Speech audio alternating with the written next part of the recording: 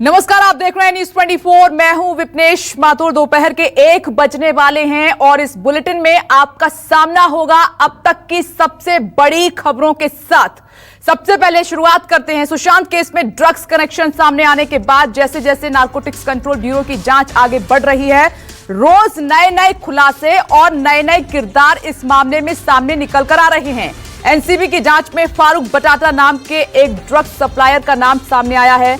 बताया यह जा रहा है कि फारूक का कनेक्शन बॉलीवुड के बड़ी बड़ी हस्तियों के साथ है और इस बीच फारूक बटाटा की एक रंगीन पार्टी का वीडियो भी सामने आया है। यह वीडियो एक बर्थडे पार्टी का है जिसमें फारूक बटाटा भी शामिल हुआ था। न्यूज 24 को बटाटा का सुपर एक्सक्लूसिव वीडियो हाथ लगा है और इस वीडियो को आप देख भी सकते हैं। न सिर्फ लड़कियां शामिल होती हैं बल्कि सूत्रों से जानकारी यह भी मिल रही है कि इन लड़कियों पर धड़ल्ले से पैसे भी उड़ाए जाते हैं, ड्रग्स का इस्तेमाल भी होता है। न्यूज 24 के हाथ लगे इन वीडियोस में आप साफ तौर पर यह पता लगा सकते हैं, यह देख सकते हैं कि बटाटा की पार्टी कितनी रंगीन होती थी। बताया जाता है कि इस बर्थडे पार्टी में करीब 15 से 20 लड़कियां शामिल हुई थी जिसमें सभी ने अपनी मर्जी से ड्रग्स लिया था। और यही नहीं, इस पार्टी में म्यूजिक की बीट पर न सिर्फ लड़कियां डांस करती हुई दिखाई दे रही हैं बल्कि उन पर जमकर पैसे भी लुटाए गए हैं। बताया यह भी जा रहा है कि चंद मिनटों में लाखों का कैश इन लड़कियों पर उड़ा दिया गया। 2 तस्वीरें आपके सामने। अब देखिए बर्थडे पार्टी के नाम पर असलियत क्या है वो न्यूज 24 आपके सामने रख रहा है। क्या बर्थडे पार्टी में ड्रग्स होते हैं? क्या इस तरीके से लड़कियों को बुलाया जाता है? क्या इस तरीके से नोट उड़ाए जाते हैं? ये वीडियो बटाटा की पार्टी में मौजूद एक शख्स ने बनाया था और युवक के मुताबिक ये वीडियो नवंबर 2019 का है जहां पानी की तरह पैसे उड़ाए गए थे। शख्स का यह भी दावा है कि बटाटा ने खुद तो पैसे नहीं लुटाए लेकिन बटाटा के लोगों ने जमकर लाखों रुपए वहां उड़ाए हैं। शख्स का यह भी दावा है कि फारूक 1-2 नहीं बल्कि एक रात में 4 से 5 बार या फिर होटल बदल देता है। आपसे जानना चाहते हैं कि किस तरह से फारूक, जब आप उस डांस बार में मौजूद थे और पार्टीज किया करता था, खासतौर पर मैं उसके बर्थडे पार्टी की बात करना चाहूँगा, उन वीडियोस की बात करना चाहूँगा, तो कई लड़कियां मौजूद होती थी और फारूक लाखों रुपए उड़ा दिया करता था। क्या है इसकी सच्चाई, हमारे दर्शकों को बताइए और वो वीडियोस भी दिखाइए। एक बार मैं खुशी बार में गया था रिकॉर्डिंग करने के लिए। वहाँ पे इनकी पार्टी चल रही थी, बर्थडे पार्टी कुछ थी और बर्थडे पार्टी में फारूक बटाटा वहाँ पे लड़कियों के साथ मस्त एकदम एंजॉय कर रहा था। उसका ये वीडियो है जिसमें ये फारूक बटाटा है, ये देखिए इधर खड़ा हुआ है, ये वाला ये फारूक बटाटा है। ये इस ड्रग्स के धंधे में इन्वॉल्व है और ये बड़ी बड़ी पार्टियां कराता है और डेली का एक बार में नहीं, मुंबई के 3-3, 4-4 बारों में एक रात में बैठता है और लाखों रुपए उड़ाता है। ऐसा नहीं, लाखों रुपए उड़ाता है। और इसका एक लड़का है जो महाराष्ट्र में केस हुआ था 3 किलो MD का, जिसमें ये भी इसका लड़का पकड़ा गया था उसमें, और वो बेल के लिए इसने बहुत भाग दौड़ किया है। फिर उसको क्या सेटिंग किया, पॉलिटिक्स से क्या सेटिंग किया करके फिर उसको बाहर निकाला है। ऐसे फारूक जब भी डांस बार की पार्टीज़ में जाता है, ख़ासतौर पर बर्थडे पार्टी की अगर मैं बात करूं, जिस तरह से हमारे पास वो वीडियोस मौजूद हैं जहां पर कई सारी लड़कियां मौजूद हैं और हज़ारों रुपए के कैश 10-10 सेकंड में 10-10 सेकंड में हज़ारों रुपए के कैश उड़ाए जा रहे हैं। उसके बारे में क्या कुछ सच्चाई है? कितने लाख रुपए रात भर में उड़ाए जाते हैं? ये रात में कम से कम 3-4 होटल में बैठेगा, जिसमें से लेट नाइट भी चालू करता है, जिसमें से 4 से 5 लाख रुपए रात में उड़ा देता है। एक होटल में 3-3, 4-4 लाख रुपए उड़ाता है। तो आपने उस युवक को सुना, ये युवक उस पार्टी में उस दौरान उस रात मौजूद था। ये फारूक बटाटा की पार्टी थी, अपनी आंखों देखी उसने न्यूज 24 के साथ ये बड़ा खुलासा किया है।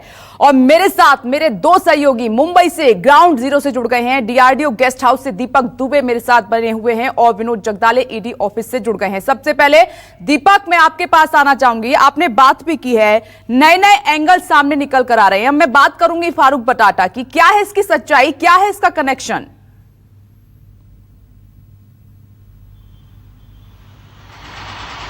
हाँ जी, आपको बता दें साल 2012 तक ये जो शख्स था ये बिल्कुल भी इसके पास ज़्यादा पैसे नहीं थे, यहाँ तक कि ये आलू बेचा करता था। बटाटा का नाम इसलिए इसका पड़ा कि महाराष्ट्र में आलू को बटाटा कहते हैं। और 2013 में इसके अंडरवर्ल्ड के 2-3 लोगों के कांटेक्ट में आता है और उसके बाद से ही इसका जो ड्रग्स का खेल है वो शुरू हो जाता है, जहां पर ये पैसे भरपूर कमाता है।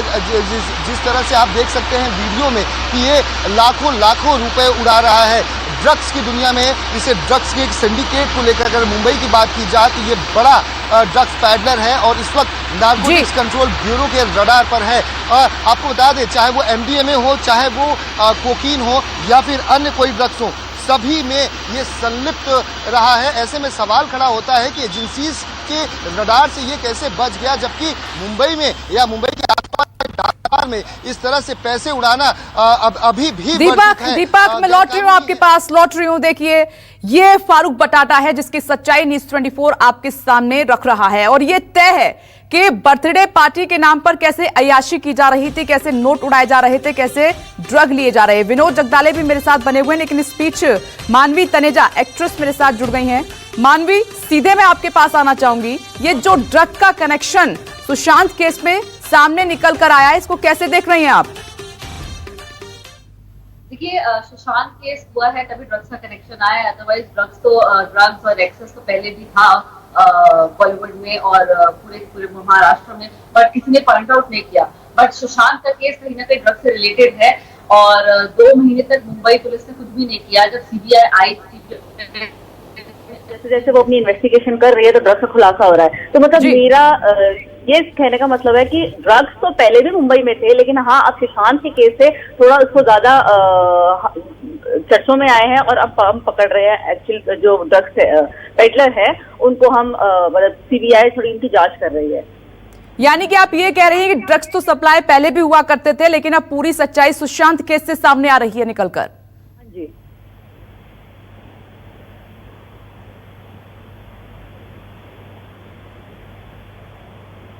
मानवी।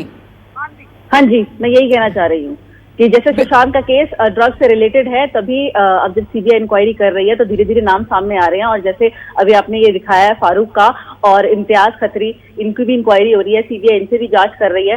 तो अभी धीरे धीरे और खुलासा होगा कि ड्रग्स के पेडलर कौन कौन है और कहाँ से ड्रग्स सप्लाई होता है, ड्रग्स कैसे सप्लाई होता है। तो इसका खुलासा बहुत जल्दी हो रहा है।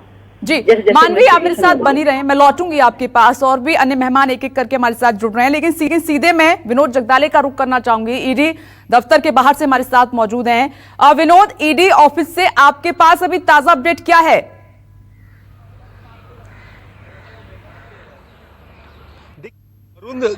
फिलहाल यहाँ पर ईडी दफ्तर पहुंच चुका है, उससे पूछताछ, दूसरे दिन की पूछताछ वहां पर फिलहाल जारी है।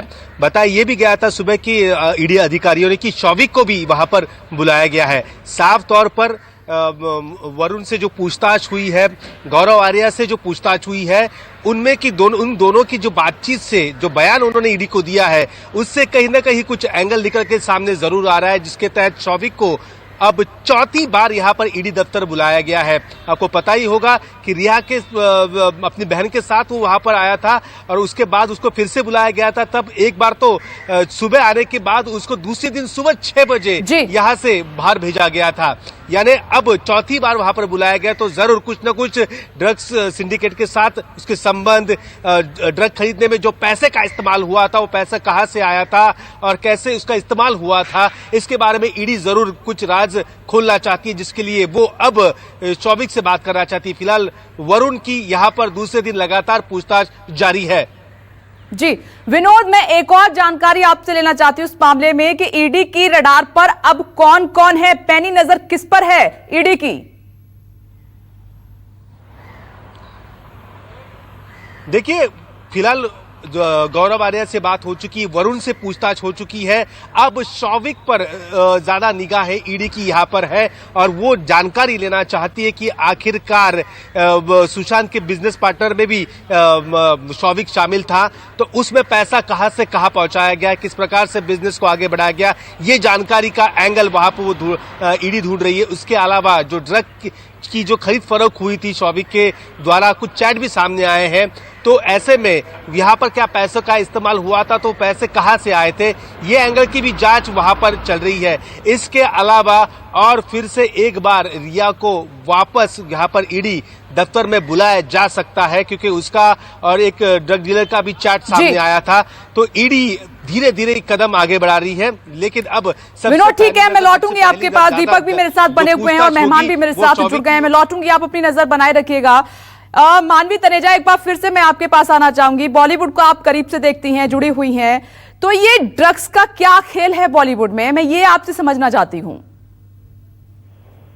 देखिए, बॉलीवुड में ड्रग्स तो सब काफी लोग लेते हैं, बट हाँ, नाम कोई डिस्क्लोज नहीं करता, बिकॉज बहुत बड़े पॉलिटिशियंस और स्टार किड्स के बच्चे इसमें इन्वॉल्व हैं।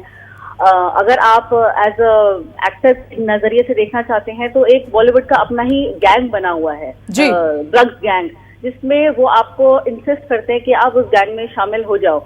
अगर आप गैंग में शामिल हो जाते हो, उनकी पार्टीज अटेंड करते हो, उनके साथ घुल मिल जाते हो, देन इट्स फाइन। लेकिन अगर आप उनके गैंग में शामिल नहीं होते हो तो वो धीरे धीरे आपको बॉयकॉट कर देते हैं। चलिए, आप सीधे यहाँ पर कह रही हैं कि एक बड़ा गैंग बॉलीवुड में काम करता है, ड्रग लेते हैं। एक और खास मेहमान मेरे साथ जुड़ गए, निर्मल कुमार सिंह जी जुड़ गए, फॉर्मर ज्वाइंट सीबीआई डायरेक्टर हैं। सर, सीधे मैं आपका रुख करना चाहूंगी। सर, किस तरह से देख रहे हैं सुशांत केस में? आपने देखा पहले नेपोटिज्म की बात हुई, डिप्रेशन की बात हुई, अब ड्रग का एंगल सामने निकल कर आया है, ब्लैक मैजिक का एंगल सामने निकल कर आया है।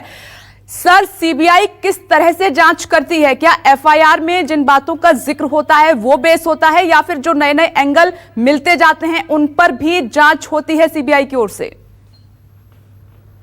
देखिए, सीबीआई के आने के पहले बॉम्बे पुलिस वो जो हैंगिंग का केस था उसको देख रही थी जी। उसके बाद बिहार में एक क्रिमिनल केस रजिस्टर हुआ जिसमें कहा गया कि उन्होंने जो अपना आत्महत्या किया उनको एबेट किया गया। ये दो केसेस उनके सामने हैं जहां से उन्होंने शुरुआत किया है। अब उस तथ्य जो है, बॉम्बे पुलिस का जो जांच हुआ था उसका जो रिपोर्ट है, उसमें जो ऑटोप्सी हुआ था, ये सारे विसरा का एग्जामिनेशन हुआ था, वो सारे बातें हैं, गवाहों के बयान हैं और अभियोग जो है बिहार के केस में। वो शुरुआत, वो सारे बातों को देखने के बाद जो सभी उसमें जुटे हुए लोग हैं जिनके ऊपर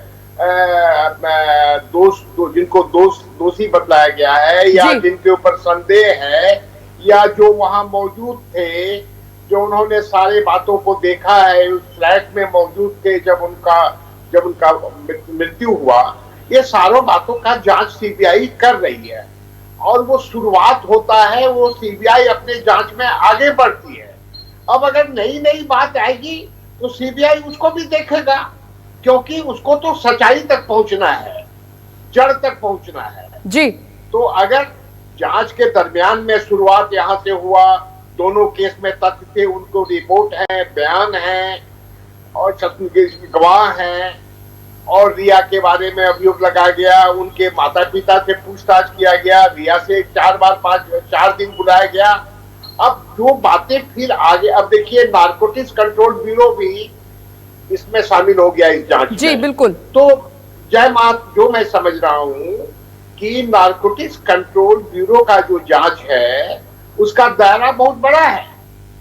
वहां जो ड्रग का जो अभियोग हो रहा है कि बॉम्बे में या फिल्मी दुनिया में जी जो ड्रग का व्यापार हो रहा है, लोग ड्रग खाते हैं या जो उनका ग्रुप है, जो भी है, ये अभियोग है। तो नारकोटिक्स कंट्रोल ब्यूरो का जो जांच है वो बहुत बृहद रूप में देख रहा है।